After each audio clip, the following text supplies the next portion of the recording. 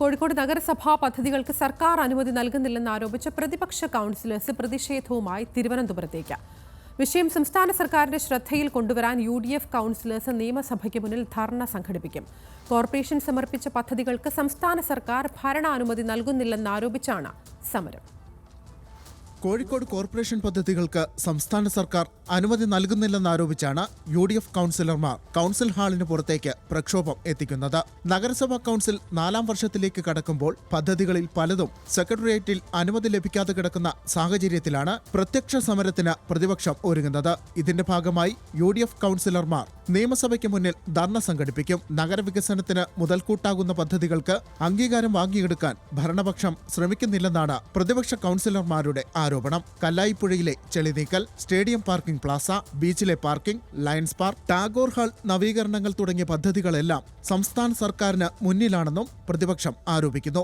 പല പദ്ധതികളും സർക്കാരിന്റെ അനുമതി ആവശ്യമായിട്ടുള്ള പദ്ധതികൾ ഇന്നും പല തടസ്സങ്ങൾ കാരണം അവിടെ കിടക്കുകയാണ്. അതിൽ ഏറ്റവും വലുത് ഞങ്ങൾ ഈ അടുത്ത ദിവസം കല്ലായിപ്പുഴയുമായി ബന്ധപ്പെട്ട ഒരു ധർണാ സമരം നടത്തിയിട്ടുണ്ടായിരുന്നു. നമ്മൾ മനസ്സിലാക്കേണ്ടത് പതിറ്റാണ്ടുകളായിട്ടുള്ള അവിടുത്തെ ജനങ്ങളുടെ, കോഴിക്കോട് നഗരത്തിലെ ജനങ്ങളുടെ ഏറ്റവും വലിയ ആവശ്യമാണ് കല്ലായിപ്പുഴ നവീകരണം. നഗരവികസനത്തിന് ഉപയോഗിക്കാൻ കഴിയുന്ന 150 കോടി രൂപ 5 വർഷമായി സംസ്ഥാന സർക്കാർ നൽകുന്നില്ലെന്നും പ്രതിപക്ഷം കുറ്റപ്പെടുത്തുന്നു.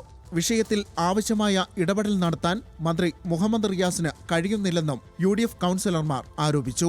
കോഴിക്കോടിന്റെ സ്വന്തം മന്ത്രി എന്നുള്ള രീതിയിലാണ് ശ്രീ മുഹമ്മദ് റിയാസ് അവതരിപ്പിക്കപ്പെട്ടത്.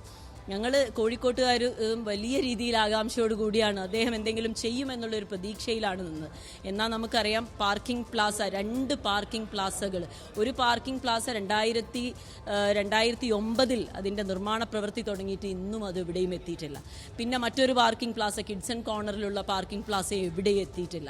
തിരുവനന്തപുരത്ത് നടക്കുന്ന ധർണയ്ക്ക് ശേഷവും കാര്യമായ ഇടപെടൽ സർക്കാരിന്റെ ഭാഗത്തു നിന്നുണ്ടായില്ലെങ്കിൽ സമരം ശക്തിപ്പെടുത്താനാണ് UDFന്റെ തീരുമാനം.